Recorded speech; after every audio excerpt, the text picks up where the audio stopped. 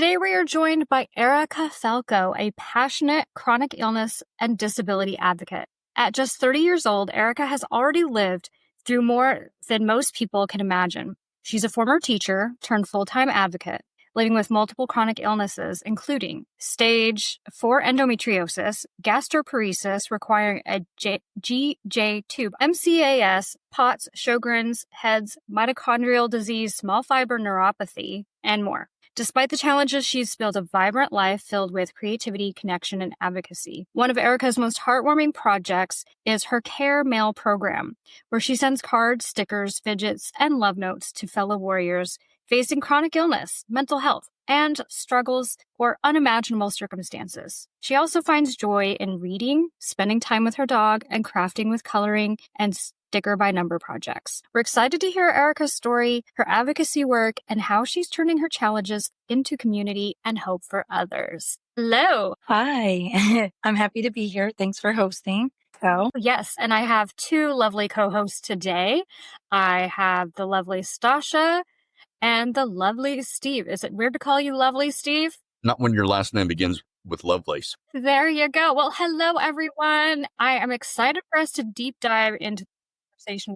Erica, can you share a bit about your journey from being a teacher to becoming such a strong advocate in the chronic illness and disability space? Absolutely. I started my teaching journey back in 2017 when I graduated from my undergrad, which was Marist College. It's now Marist University. And I had my degree in special education and general education, specifically for grades 1st through 6th grade. And then I went on to Queens College and I got my master's in literacy, and that goes from birth through 6th grade. So I was able to teach for like 8 to 10 years total with all of the different like schools that I've been in. I was mostly in one elementary school for like 8 years and then another school for about a year. And then I dabbled in literacy for about a year. And then I've done like a lot of summer camps for like preschoolers and stuff, which is why I was really interested in like getting them to read and things like that. But then unfortunately around the time of COVID in 2020-ish, it was like January about, I started to get really sick with my chronic illnesses and kind of took my life in a different direction. So, when COVID hit, the endometriosis got really severe. I needed a lot of blood transfusions, iron infusions, and I was so sick. I was like 96 pounds, which is not a healthy weight for my body type. And just really, really struggling. I couldn't hold food down and I was bounced back and forth between the gastro and the gyno, and you know how that is. And I was really struggling and I didn't have a diagnosis really yet until my second excision surgery where, pathology found that I had about 32 lesions of endometriosis found all the way up into my liver and gallbladder.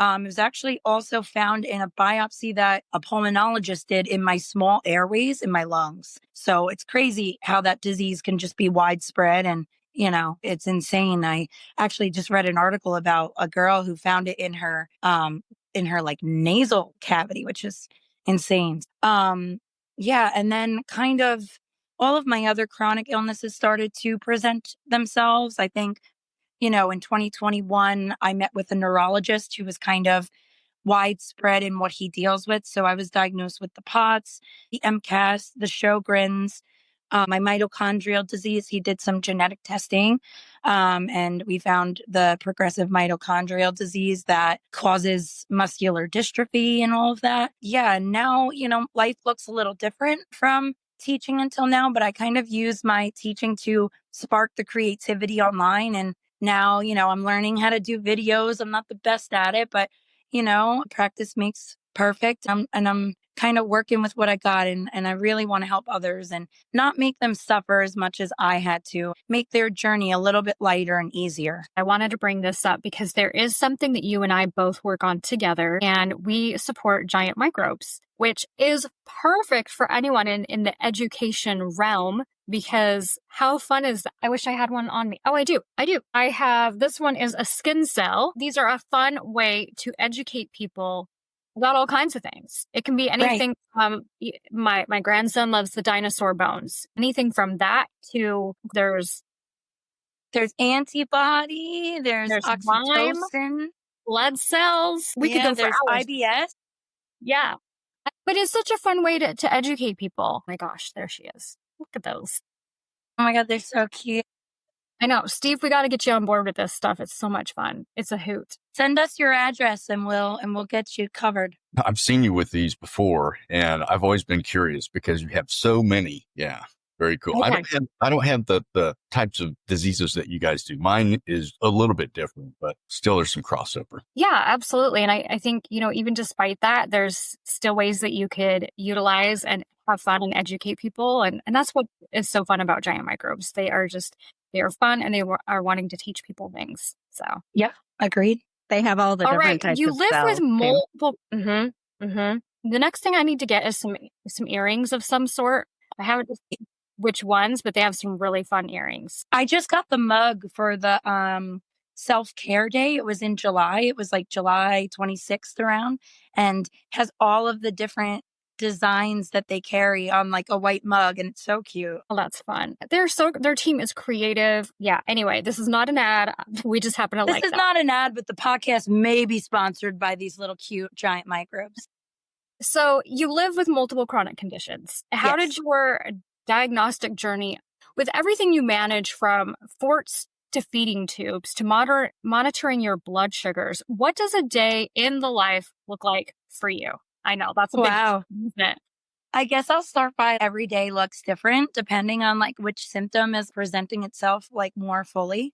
I wake up generally a little later than others. So even like a 12 o'clock podcast recording is early. Like I tend to make all my appointments like late afternoon or even mid afternoon. And then I'm a night owl. I'm up like until like 3 a.m. So I like to sleep because my MECFS is just wild and I can't wake up for the life of me. I wake up, I pretty much have all of my medications set up like they're pre-made in my like nice, beautiful color-coded case. And then I have to just add some water and dissolve them, crush them sometimes, and then administer through the J portion of my feeding tube. You also have the option to do it through a G, but I just feel better if it's not my stomach because that's the part of my body that's paralyzed. So I do it through the jejunum. And then after I finish meds, I pick out a cute like feeding tubey pad that goes with my outfit for the day. It doesn't always have to match, but I like it too. And I either call the pharmacist or go to a doctor's appointment, or I have 2 to 3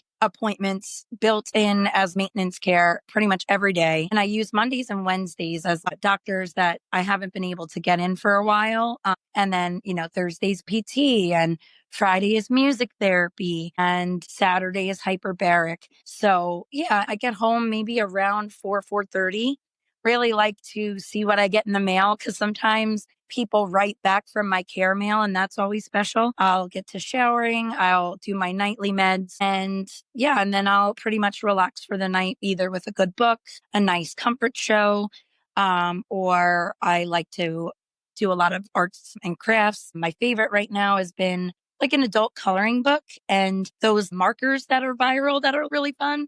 So, and then I cuddle with my dog and we call it a day. I don't think it's near me, but I think something you need in your little toolkit is those stickers that you color yourself. I think I need those. I think I might you need too. those. It'd be fun Yeah. for you to attach to your mail, your happy mail that you send out.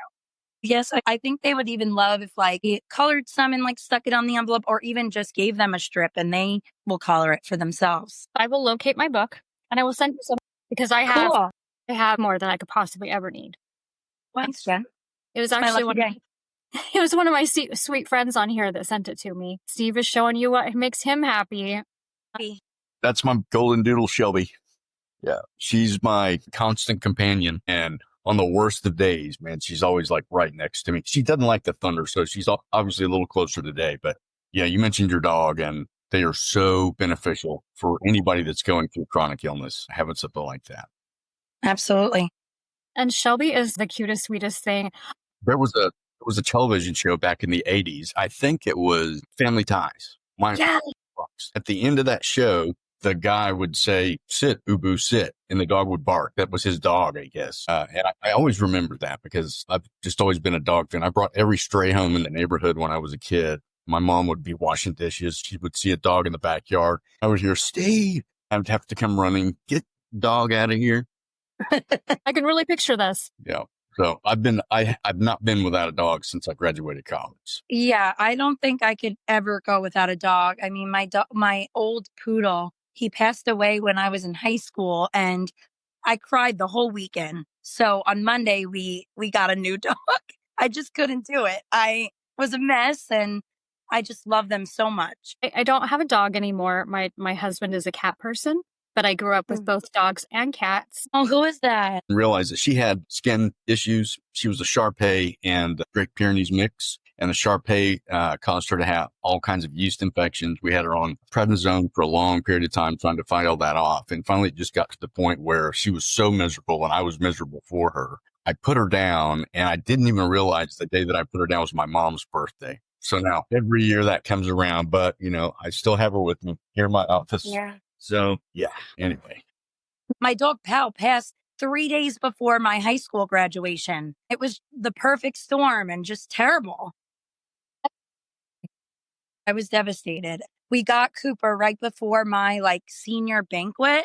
When he was a puppy, he chewed all over my brand new heels. I had to get a new pair because his bite marks were all in it, but he's so worth it. And he's 12 now, and he still has the energy of a brand new pup. Oh, yeah. I miss Alani all the time. And I drove my husband crazy because after we had to have her put down, I insisted we had to go look at cats. And it was not even a week later, we found Callie. And Callie is quite unique. If anyone's ever seen me post pictures of my cats, she is small with midget legs, a stunted tail. She's cross-eyed, and she drools when she's happy. I can't even make this up. She's the weirdest cat I've ever seen or heard of. But I love her. I'm here for your entertainment. Hey, Stasha, why don't you chime in on all this? We're talking pets. So tell us all about yours. Yeah, we've got a couple of cats that we rescued last year that are a lot of fun. They definitely keep me entertained. My little striped guy is really notoriously always into trouble. So he's a lot of fun. And his brother will just sit there and watch him from afar. So I can usually tell which direction Aslan is up to antics by spotting his brother Yule. I love when you send me pictures or videos. I actually challenge you to post more of those in your stories. I think us animal people would really love it. It's a good idea.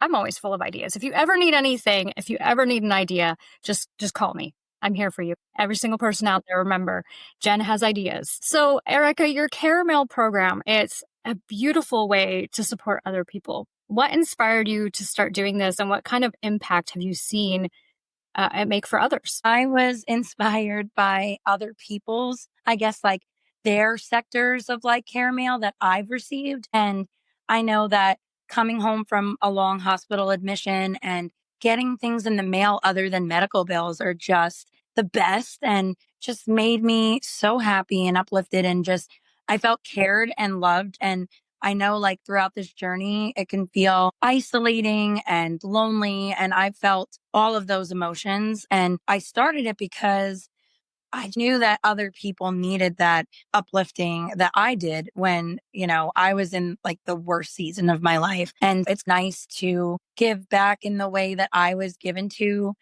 during the rough parts of my health journey. And I like getting things even other than stickers. I like stickers and fidgets and just the love cards and anything that can fit inside of an envelope. I feel like the person needs more than that. Then I'll bring all the supplies to the post office, and I'll get one of those bubble wraps or even small boxes, and I'll put a little bit more in there.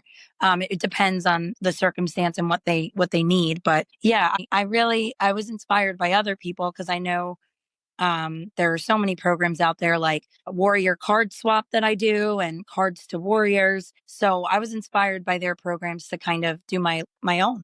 Yeah, you and I have both participated in both of those for quite a while. And while I still do both of those, I like to send my own happy mail too, because it's just fun to get something other than bills and junk in the mail. I know Steve's nodding because he's got medical bills coming up the wazoo right now. Because he just had a heart attack and his son had an injury. I mean, we can't even make up the craziness that happened to Steve recently. Then I had my issue as well, sliced it open. Yep. Steve's been a little bit through it. Yeah. I'm pretty rough and tumble. My journey started when I was 20, and it's just kind of been a domino effect. And you mentioned all these things kind of happening to you at one time. And when I went to see my neurologist, when I got diagnosed with my disease, it's an autoimmune disease. And he said, once you have one, you're just prone to getting others. Your body's just, fighting all that inflammation, fighting all this stuff. And you just get so beat down, so weak that they just tend to add up. So I just keep looking for the next thing to pop up that, they're going to diagnose me with, and just hopefully it won't get any worse. I just kind of take it all in stride, much like you. So I admire you for it. Thank you. I wonder why all of our illnesses come out so profoundly in our teens. Because you said for you, it was 20. I was 24 years old. I was almost 20. And that was when I was at my sickest point, I would say. But I wonder if it's a swap in the hormones, or what is it that, like, the dormancy of all these things kind of come out around then? Yeah, I mean, maybe it's because we're coming to that ending part of our growth period, right? Where your body's just doing all these crazy things growing up. My height leveled off in my early 20s. My body stopped changing in my early 20s. So maybe there's something to do with that, hormonally speaking.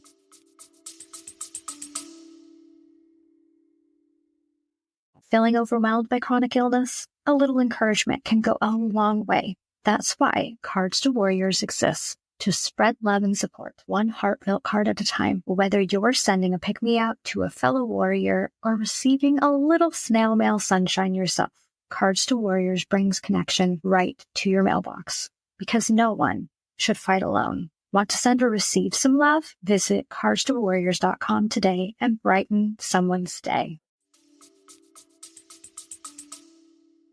I've heard doctors and even rheumatologists talk about it before. This was explained to me too, because I started having symptoms when I was 30 years old, but no official diagnoses as far as like my RA or anything like that until I was 32. I'm realistic with myself. I had a horrible endometriosis in my 20s. Ultimately, I had to have a hysterectomy when I was 26 years old. Not ideal, but it was the cards I was dealt. What they had told me at the time was a traumatic event can trigger these in our bodies. That's all it takes. One just tragic. It could be a surgery. It could be a car accident.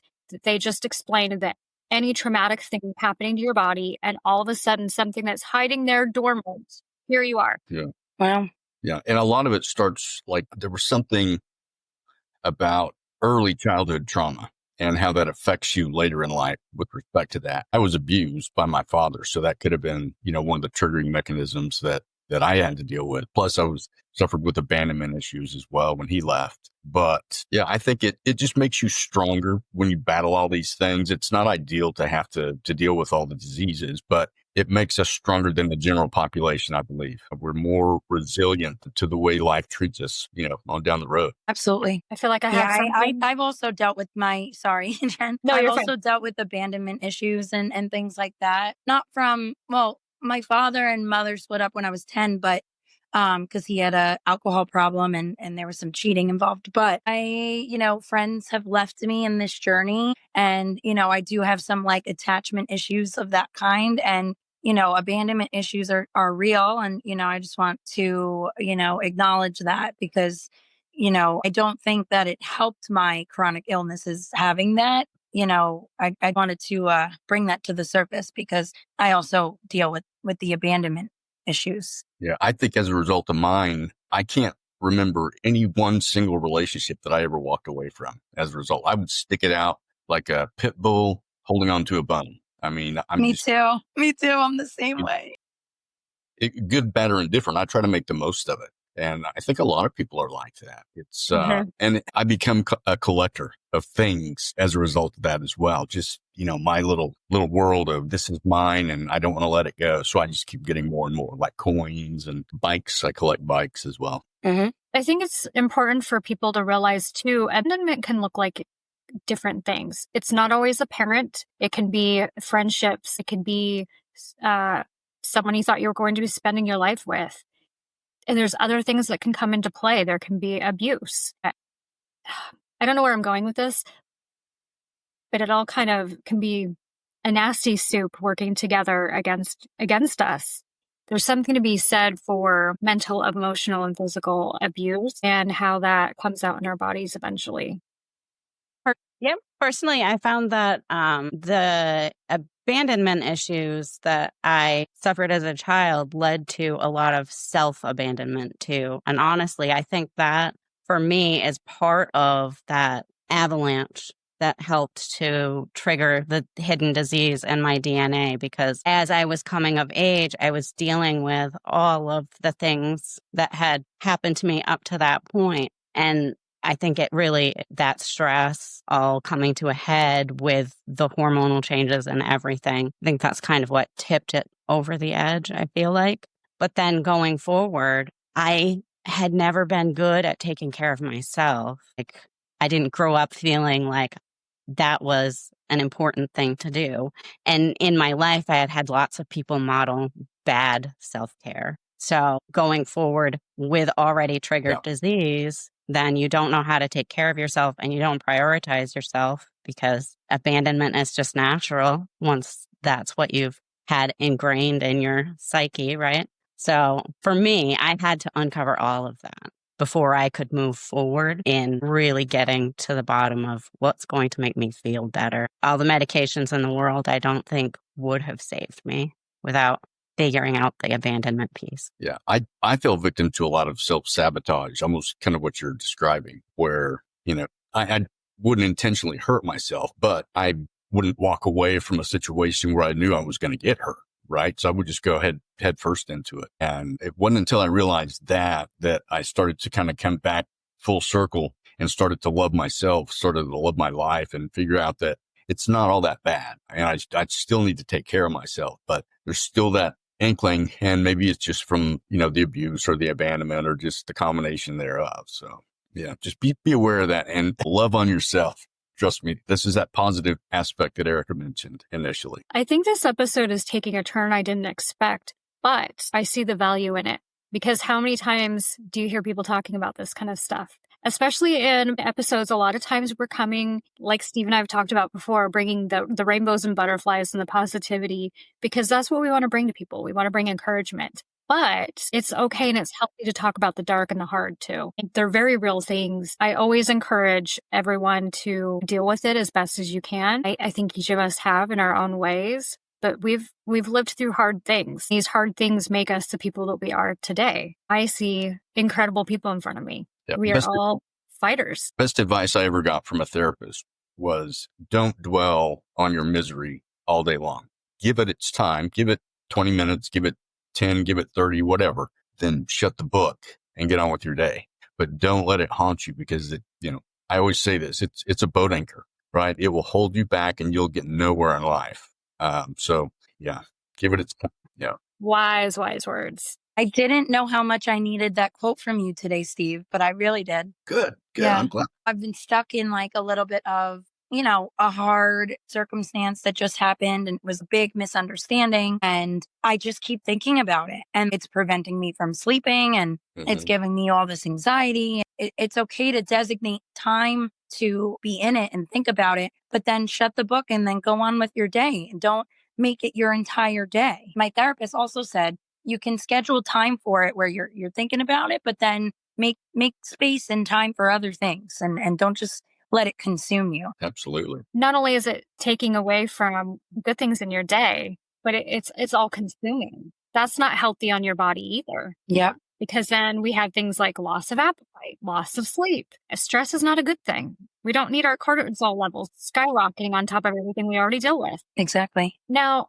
I imagine sending these little pieces of joy has a ripple effect. Has there been a moment or message from a recipient that really stuck with you? Oh my gosh. Yes. Like too many. But if I had to give the glimmery ones or the most memorable, they're all memorable. I just want everybody to know that every card that I get or everything that I send, they're so meaningful to me. I'm so grateful for these relationships that I've built through this whole program. Actually, a woman named Rain and I email back and forth because she said she doesn't love technology and she wants to take a step back. So we email every day, giving each other a little update about how we are and what's going on in our lives. Rain said that she hasn't gotten this type of joy in many, many, many years. I think she's in her fees she shared. It's making her feel like a little kid again.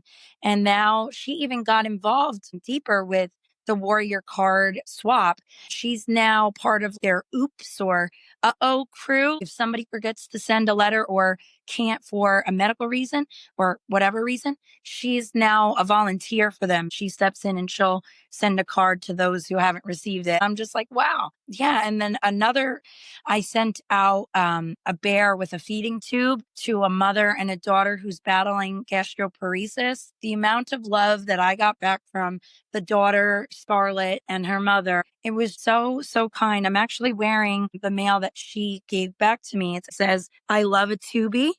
And she sent me this bracelet, and her whole family and all of her friends that support Scarlett in her battle with gastroparesis, they all wear one. So happy to rep it. It's something that I battle with every day. So yeah, it's been really heartwarming, this mail program. I love that. And it's special when you get letters like that, whether it be in your email or a physical one or in your Instagram. It's so heartwarming and fills our cup. And I think that's why so many people like to do it, is because it fills you.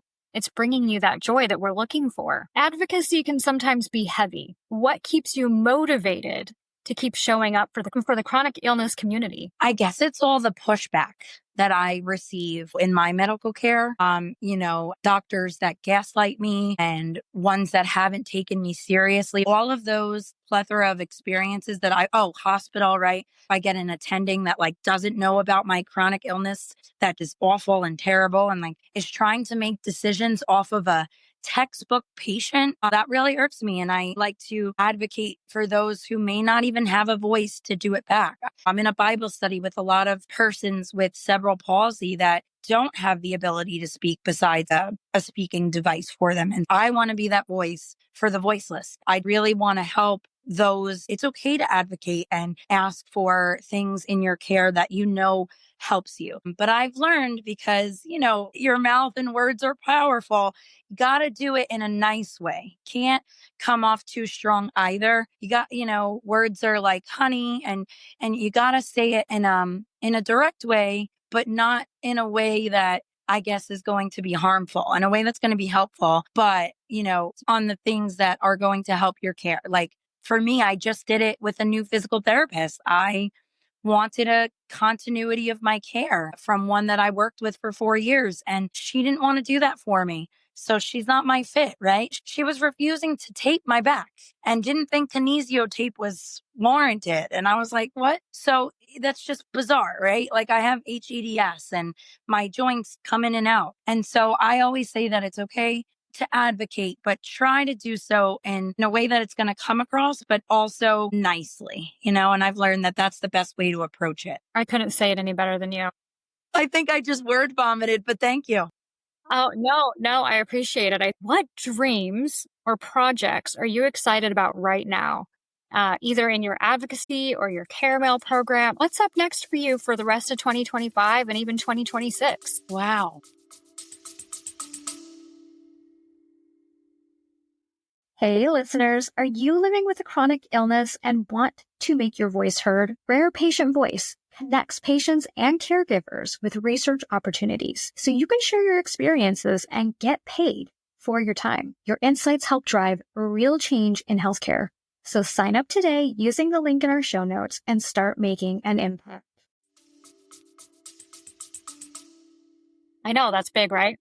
I'm not sure I thought that far ahead as I take day by day, but I guess some dreams and aspirations is to expand my work with some of the affiliate and ambassador work that I do online. So whether it be with Giant Microbes and doing some fun things with that, perhaps doing a giveaway or, volunteering at a fair or even conference where it's educating about one of my diseases. I really want to do something like that. And I want to reach more people. I want to maybe even get a TikTok and reach that chronically ill and disabled community. I want to keep making videos and, expand the people that I'm reaching to, and just hope that I want to help people. I want to minimize the suffering, because this world is so broken.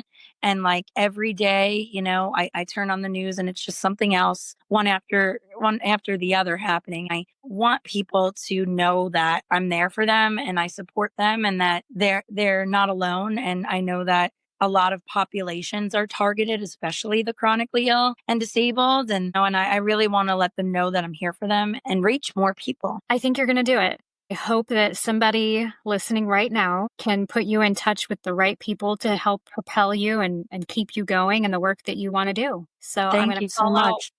I'm going to call out our listeners right now. If there is a way that you know that you can help her get more involved, reach out to Erica. She will be so happy to hear from you. Yes. I now want to open this up to Stasha and Steve and see if either of you have any questions.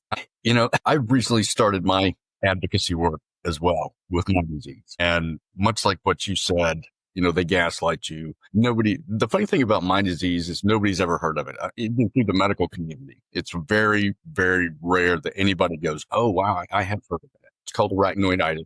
It's killing me right now. My foot if you see me wiggling, it's because all my pain is in like my right foot and it's hurting me so bad right now because of the weather. The barometric pressure always kind of messes with me. But like you, I'm trying to get the word out there about the disease, to get people on board with it, because the more people know about it, the better off we're all going to be, because we can actually unite around a common cause to try to educate people and try to get it to the forefront, get it to the main. So I admire your effort. And, yeah, I'm trying to do the same. I just haven't been doing it as long as you probably. Yeah, I've pretty much started advocating, I want to say, around 2019, 2020, when I first started getting sick, on Instagram.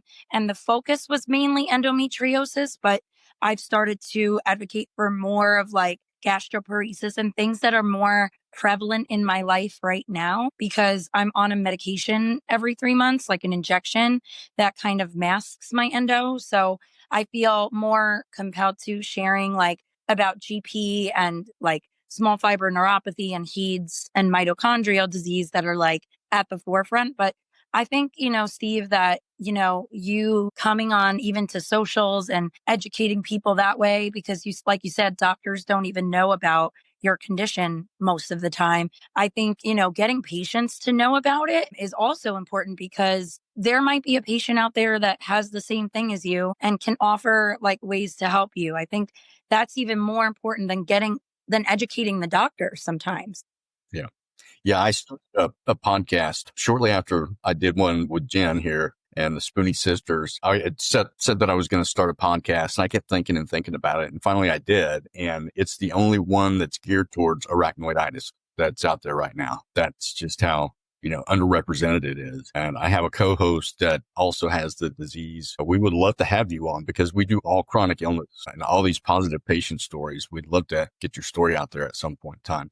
Thank you so much. I think podcasts have been, how Jen asked me what my goals and dreams are for the rest of 2025. I'd like to keep finding these beautiful podcasts that hold the space for me to speak on my chronic illnesses, but not only my story, the hard stuff that nobody wants to talk about. I would love to get onto more podcasts. So that would be an honor, Steve. Awesome. It's called Arachnoiditis Unfiltered, and we don't candy coat anything. We just lay it all out there. It's just a conversation, much like we're having right now. Start with a question and just kind of flow. Jen's going to be my co-host as well. From time to time, we kind of bounce back and forth between each other's podcasts. So they're a lot of fun, and, you raise a lot of good awareness through them. So that's so nice. I love that. I think Steve and I have several contacts we can put you in touch with too. There's so many good podcasts out there about chronic illness, and everyone has a different spin. I'm sure Steve and I will both put you in contact with more, because if that's what you want to do for the rest of 2025, let's make it happen. You mentioned that you try to keep a positive attitude, and also some of the things that you struggle with your health care and battling the medical system, as those with chronic illness often do. I'm just curious, what practices do you have in your day-to-day to help you keep a positive attitude? That's such a good question. I don't know if I ever have been asked that, not even by a therapist. So, Stasha, you are going in a great direction. Yay, Stasha. So Yeah, she's hired. If anything happens with my current modalities, Stasha, let's exchange numbers. Okay, so every night before like falling asleep, I have this 5-minute journal that I was gifted from Christmas of 23. And I was so sick at that point that I didn't pick it up. And now I'm using it. And it's true. If you write down like 5 good things that happened and something that you would like to see happen, and then 5 things that you hope will happen in like your next day, I just have noticed like such a big difference. And I have to say, like, when I'm in the depths of despair or like in a really bad mental health day, I'm not picking up that journal. And it's so funny, you only pick it up when you're having like a good day. But I'm trying to use it like more often the night before, then I go to sleep. And then what I really like, it's like, what are you working for? And I'll put a little mantra there. Like, my body is getting better every single day. I am getting stronger every single day. And even if that's not true, I want my body to take that in, because I really want my body as strong as it can be, despite all the limitations. I also really like regular talk therapy. I do that every 2 weeks, and my therapist is a chronic illness specialist. I also do music therapy. I don't know if you guys know about this program, but I do want to shout it out. It's called the Melodic Caring Project. It's really for like younger persons to, I would say, the young adult age, but it doesn't discriminate based on age. So I'm sure if any one of you want to join, it's open. And I work one-on-one with a music therapist like this, over the phone, and she could play the piano, she can play the guitar, she can sing, and whatever you're in the mood for, whatever type of music genre you want for that day, she'll perform it. And I'll just say, hey, I need some uplifting today. I need some Forrest Frank. That man is incredible. And so she'll do that for me. Or if I want Taylor Swift, she'll perform that. So it's those modalities that keep me going. And I would say my friends too, like, reaching out to them and seeing how they're doing and sending my mail at least a couple times a week. All of that, I guess, contributes to like the attitude I have towards the day. I love that. That's really Thank great you. answer. I'm a journaler too. So Yes. Cool. I think journaling is hard, so I commend you for that. Yeah. I tell you what, these journals are cheap. I get them on Amazon. They're not lined, they're dotted. Just kind of you can doodle and just, pretty much do anything crazy. I like to collect leaves but it's very cathartic journaling, especially even on the bad days. I mean, the rough days, sometimes you can't avoid jotting down what happened to you, right? How you got through it.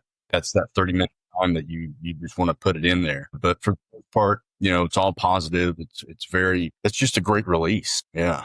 So I highly encourage everybody to buy a cheap journal and just doodle, write a couple of words, write a couple of sentences, a couple of paragraphs. I have some followers that even like get journals to put stickers in. I think that's so cool. Or junk journaling now is trendy. And that's cool. You can save your movie ticket, your receipt, and like make the page pretty like a scrapbook. Like, I want to try that. That's also in the cards for 2025. So let's add that to the list. There you go.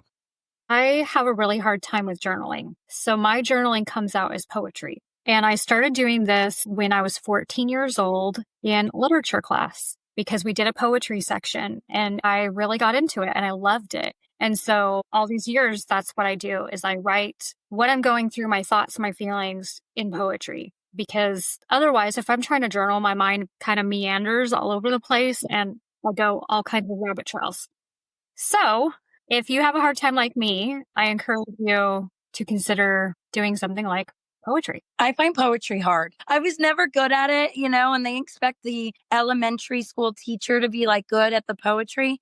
I don't know. I wasn't that great at it, but I guess poetry doesn't always have to be rhyming, right? It could just be like whatever style fits you. Exactly. And there's so many styles. I love free verse because there's no rhyme or reason to it. It's just your thoughts and you can try to make it beautiful or you can keep it simple. It's really up to you. And at the end of the day, not everyone's going to see my poetry, so it doesn't need to be perfect. So Exactly. All right.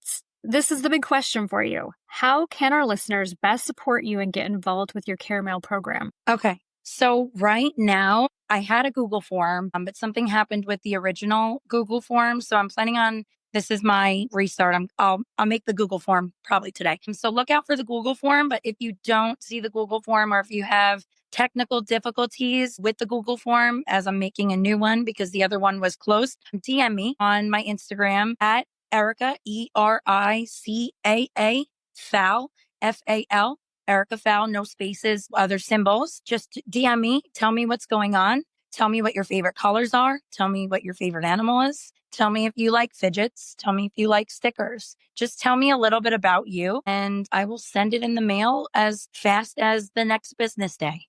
I love doing this for you guys. And if you don't have Instagram, I could give Jen my email as well. You can email me or Facebook DM me. I could give that to you as well. I will provide all that information, and don't hesitate, because I know reaching out for help is a little uncomfortable, but I'm here for you. And I love to do this. It's my pleasure, really, to do it for you. Do you accept donations? So right now I'm not a 401c, but I have had people ask me what I need for my mail, and I made an Amazon list. So yeah, that would be great, but not necessary. Perfect. And I know, anything is welcome when it comes to these things. Even if somebody wanted to send you some stamps, I'm sure that would be welcomed. Oh my gosh. Yes. Stamps are so expensive these days, so I will always happily accept stamps. Well, thank you for your time. I know that the three of us have really enjoyed speaking with you today, and I'm excited for listeners to hear more about you and how they can get involved. Thank you so much. All right. Well, until next time, everyone, don't forget your spoon. No matter where you are in your chronic illness journey, whether you are newly diagnosed or have been navigating this path for years, know this: you belong here. You are seen, you are heard, and you are never, ever doing this alone. If this episode brought you comfort, clarity, or even just a smile, share it with a fellow warrior who might need it too. And don't forget to follow us on socials for your daily dose of tips, laughs, and spoony love. Until next time, keep your spoons close and your support system closer.